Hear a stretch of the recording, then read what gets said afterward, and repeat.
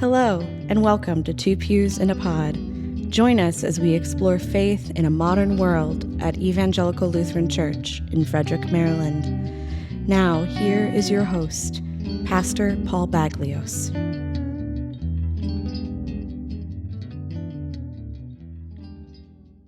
I'm Megan Wyant. And I'm Paul Baglios. Welcome to our second of 8 podcasts on the theme of vocation and faith. And today we are joined by Sharon Hannaby and Anne-Marie Crosby to discuss the vocation of retirement. Thank you for joining us today. Absolutely. Thank you. And I'm going to ask each of them to introduce themselves briefly. Many of you watching or listening to this podcast episode will already know these two. But you can say, when did you retire and what have you retired from? How's that? Go ahead, Sharon. Okay.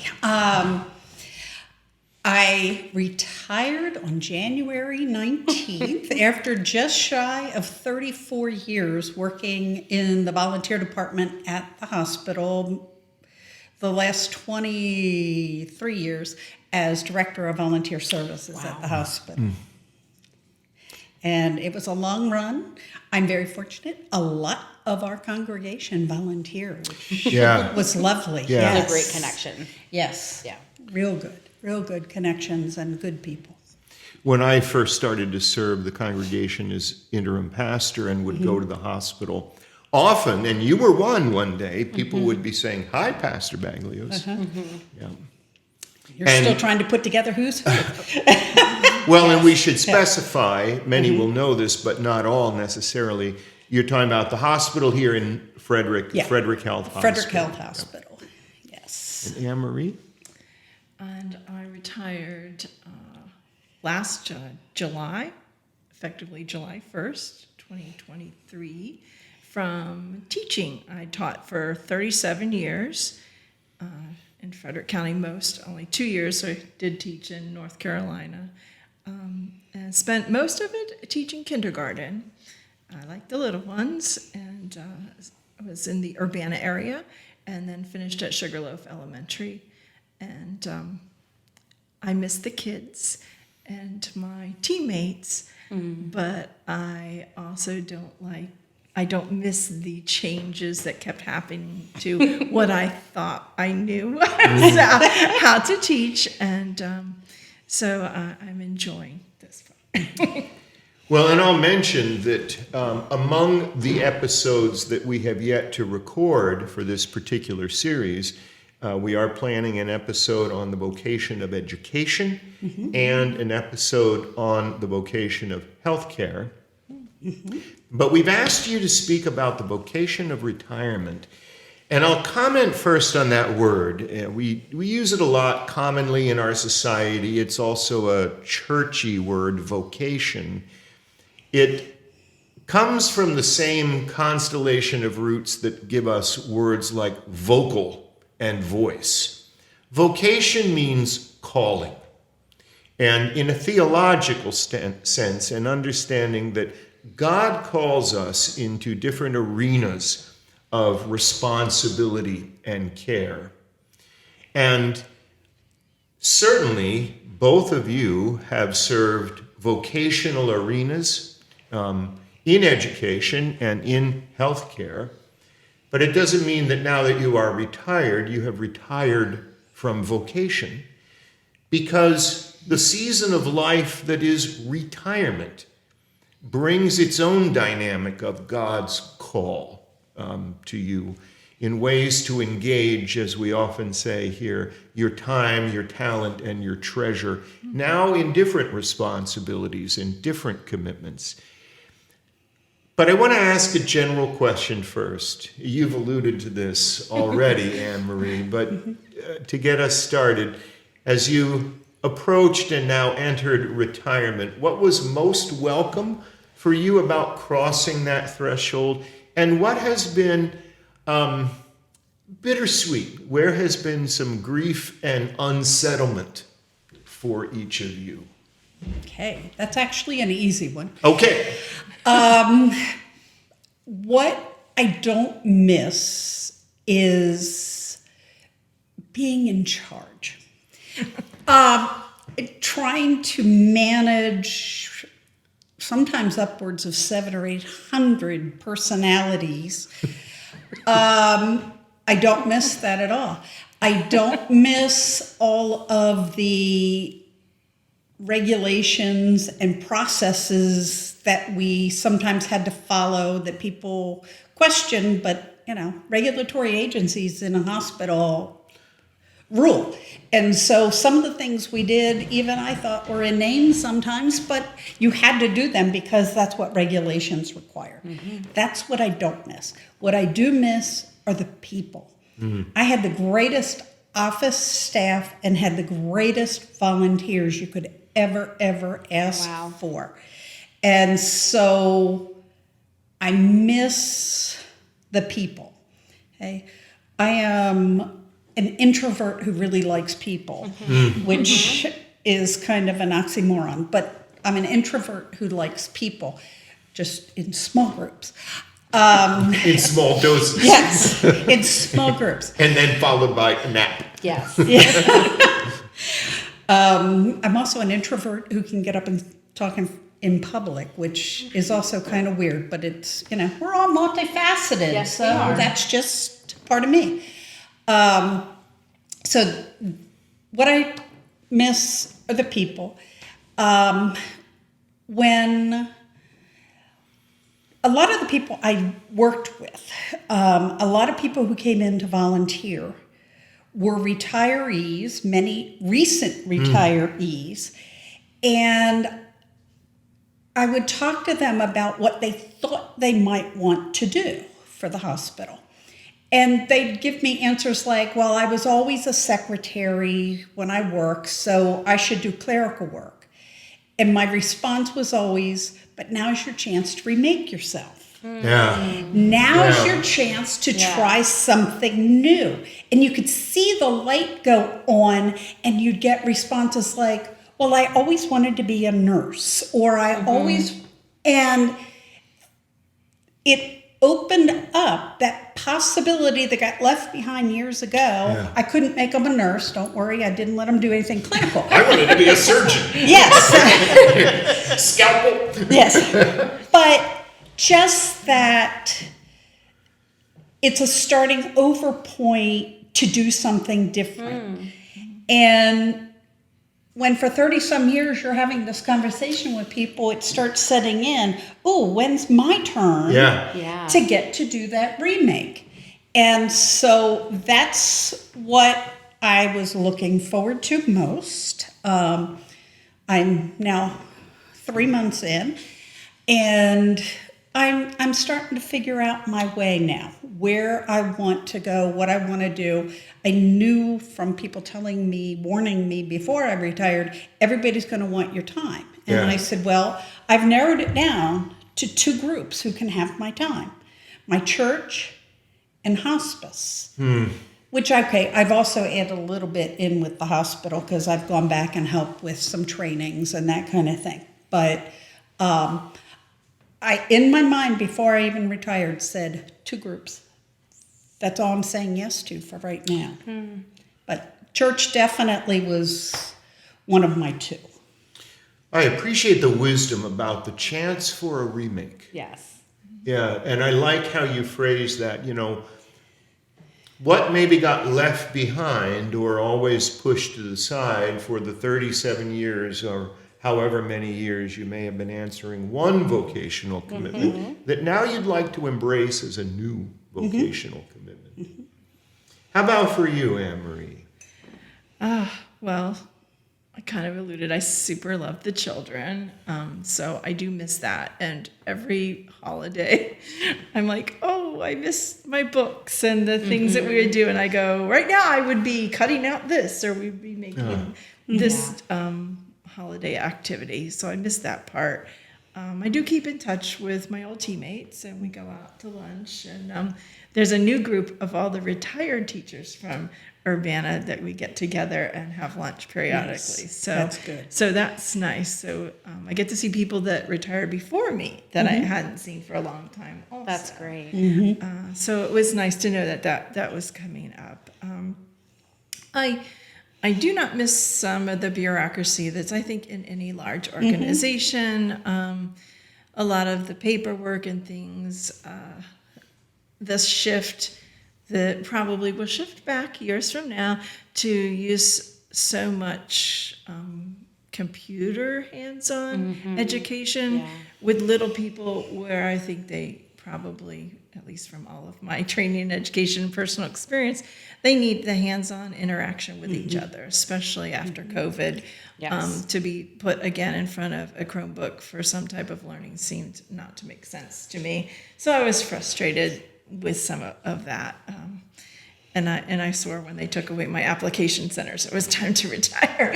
But I stuck it out for a couple more years after that.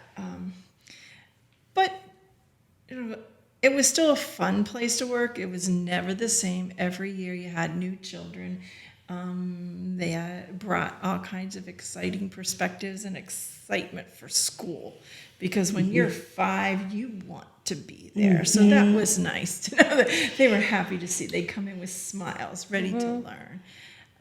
But I'm enjoying being able to plan kind of my own day, doing my own education. Because I'm doing a master's class in birding that I just started a little bit before I was retired. And so now Birding, you said. birding, like Yeah. robins and things Yeah, like that. yeah. And I can finally help my brother and sister help take care of my parents and their property, because I always seemed to be having so much to do with work that I didn't have time to do that. So I'm enjoying those things. Yeah. And church, of course. You don't have say to do that. just because we're in here. Join But I appreciate it. And I also know for both of you that's a sincere comment. Yes. Yeah. Absolutely. But I'd love to hear, especially leaning back on that, what you said about like the redo of going into this new phase. Because so often it seems like you can go into retirement with kind of two mindsets. One is like, I'm just going to be, and I want to do my thing and be left alone, right? And I've been so busy, almost like a crash burnout response. And then you have people who go into it with a little bit more planning. And that's something that I always hear is like planning for it, thinking about what you want to do. And I'd like to hear about how your faith played into some of that, some of those decisions you made about what do you want to do in this next chapter? I'm still figuring it out. No, okay. Did I spend the first 2 weeks cleaning out closets and cabinets and so forth? Sure. Yes, I did, because you don't ever have enough time to do all of that.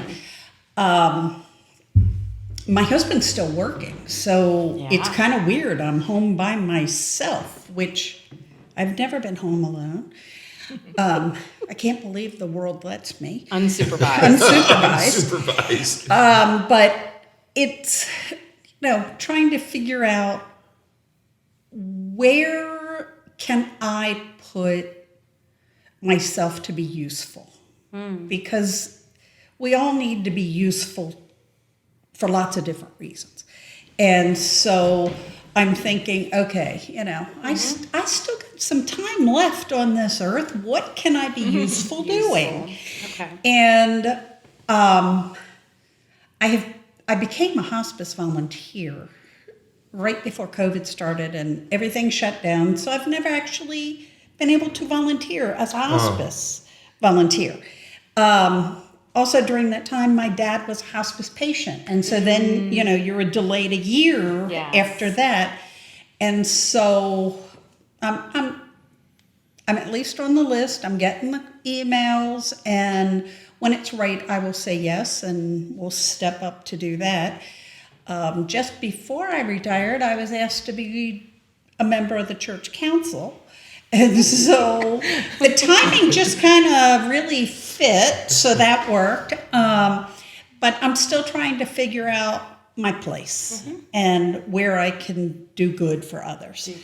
Yeah. It's helpful to hear you say that Yes. because I think that may be encouraging and cheering to others who are approaching or maybe have recently entered retirement to understand that this is going to be a time of figuring it out. Yeah. You may not know at the get-go, and you need to figure it out. And even something as simple as saying yes to recording this episode of this podcast is a part of your figuring it out and making yourself available. This may seem like an unusual question. I'm going to come back and see if it's true for you. So you live in Frederick, and I would guess that your regular itineraries likely take you past the hospital frequently. It does. And I wonder if there's a pang for you as you go by and you think, I used to go in that door and my place for all those years was there, but I don't have that place anymore. No. Like I say, I do miss the people. I do stop by to visit with my former coworkers and some of the volunteers, and I have it on my calendar. I'm going back to help train new high school volunteers next month, or I guess it is now May, so later this month. That's right. It's a good thing you're retired since you're so busy. I don't know what I'm doing here. Yeah, but I don't miss my alarm going off at 5:15 in the morning. I think, and we were having this conversation prior to the taping here about COVID and the changes that it made, and there are a couple good things that came out of it. I will admit that, but most of us, none of us ever want to relive it. Yeah. But it changed a lot of the dynamics in my job because I had dedicated all this time to bringing on new volunteers, and for a year and a half, we were shut down. I didn't have any volunteers. And that was really hard. It's like being a teacher with no students. I missed that interaction, and it just, nothing ever really seemed to go back where it was. I'm not sure, what's the location of the last school you taught? Sugarloaf Elementary. Also, yeah, In also Urbana. in Urbana. Okay. The So I'm new- guessing you may not go by that school as often as Sharon goes by the hospital. Not as often, but I have, and yeah, there's a pang. Yeah, I and wondered. when I go by, like, I don't want to go